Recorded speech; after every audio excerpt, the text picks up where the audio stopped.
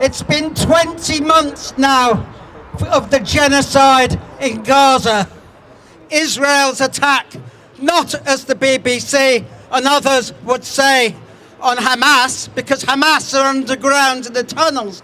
It's been an attack on the civilian population, babies, children, women, anyone. They say that they're attacking Hamas command and control centers.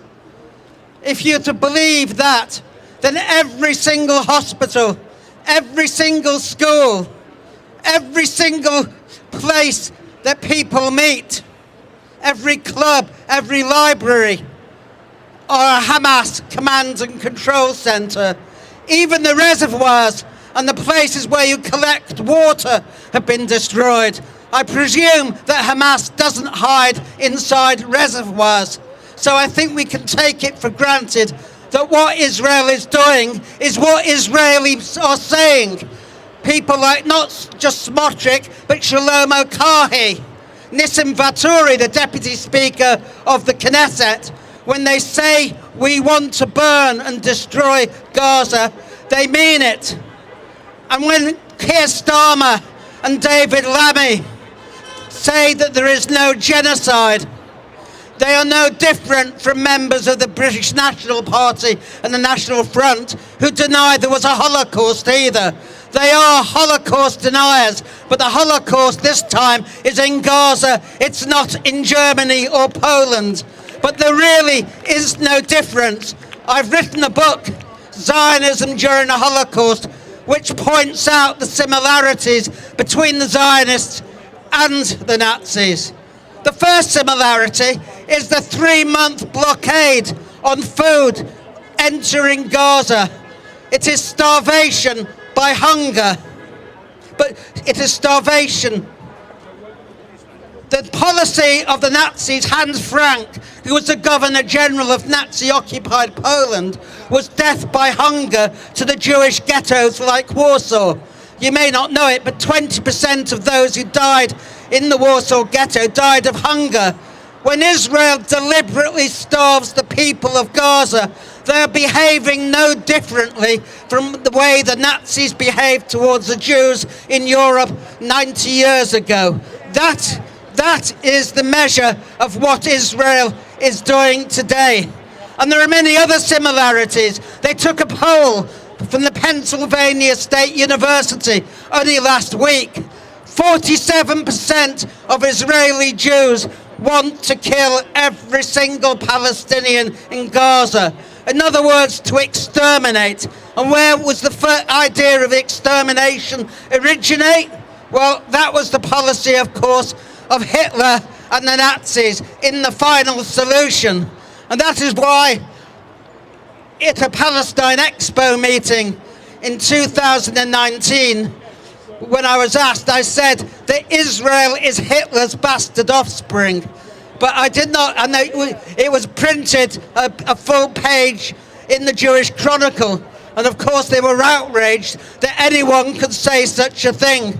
But can anyone today seriously say, when they bomb children, when they kill people like that 11-year-old influencer last week who was bombed with a family sleeping in a rubble house anyway, can anyone say they are no different, they are any different from what the Nazis did?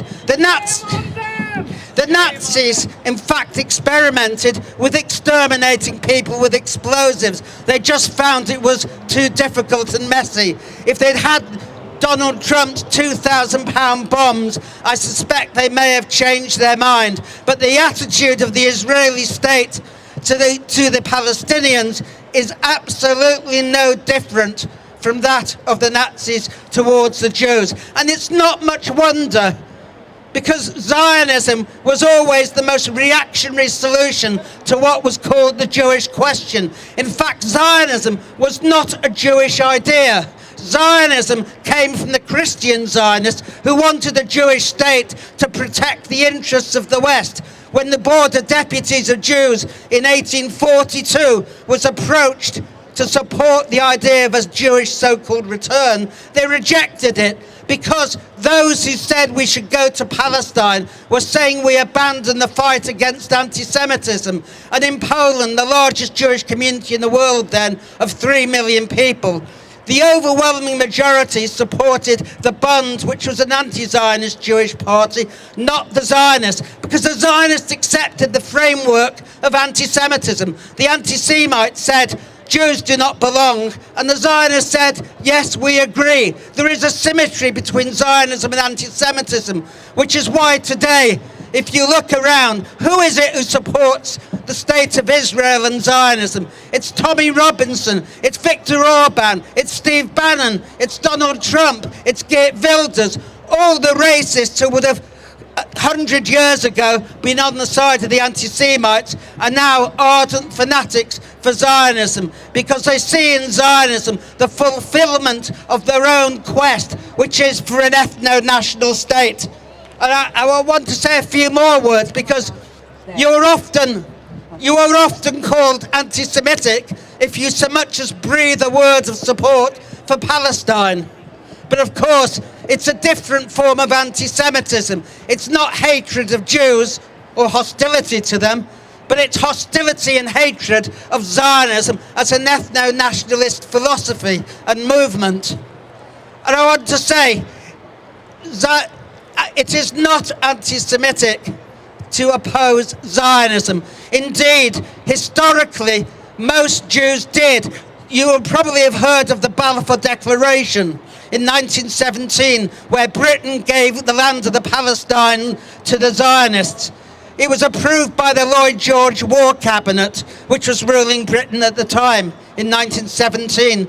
The only member of that cabinet to oppose the Balfour Declaration was its only Jewish member, Sir Edwin Montagu. So when people conflate Zionism and being Jewish, you have to tell them that no, they're two very separate entities.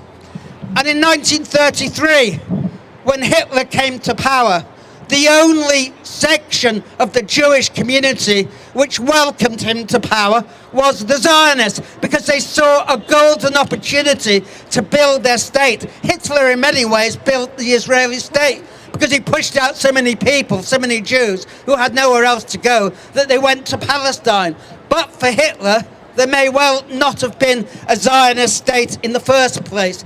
But today, when Starmer and Lamy profess they're upset at the fact that children are starving and people are starving in Gaza and the number of casualties, we have to say we don't accept your fake and crocodile tears. If you really mean what you say, then stop the supply of weaponry and arms to Israel. That is the only thing that counts.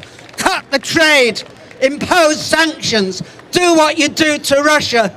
And if you don't do it, then you are hypocrites and you're no better than the worst war criminals, because the reality is that today we are ruled by war criminals, Keir Starmer, Lamy and the rest of it. I'll wind up now because I don't want to take much time and there's many other people to speak, but thank you very much for coming here today and listening to me. Thank you. Brothers and sisters, a big shout out to Tony Greenstein. As the message Tony is given, it is not Judaism, it is Zionism. We have many people of the Jewish faith who are standing up for the rights of the people of Palestine. There are many Jews in the anti-Zionist movement. But one thing what Tony is saying, that Zionism is actually far worse than Nazism. They have been found out and they will be called out, and more people are calling out, and you will be familiar that the Irish government have officially claimed that it is a genocide. So the official stance of the Irish government is that this is a genocide.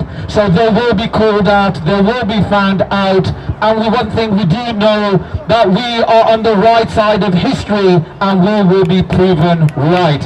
Free! Free! In our thousands, in our millions.